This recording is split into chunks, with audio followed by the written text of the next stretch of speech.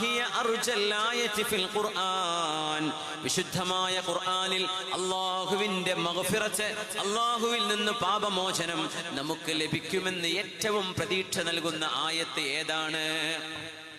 അവരെല്ലാവരും ഒരേ സ്വരത്തിൽ ബിസ്മില്ലാഹിർ റഹ്മാനിർ റഹീം ഖുൽ യാ ഇബാദിയല്ലദീന അസ്റഫൂ അലാ അൻഫുസിഹിം ലാ തഖ്നതൂ മിർ റഹ്മത്തില്ലാഹ് ഇന്നല്ലാഹ യഗ്ഫിറുദ് ദുനൂബ ജമീഅ ഇന്നഹു ഹുവൽ ഗഫൂറുർ റഹീം. ഈ ആയത്താണ് വിശുദ്ധ ഖുർആനിൽ അല്ലാഹുവിന്റെ പാപമോചനം നമുക്ക് ലഭിക്കുമെന്ന് പ്രതീക്ഷ നൽകുന്നത്.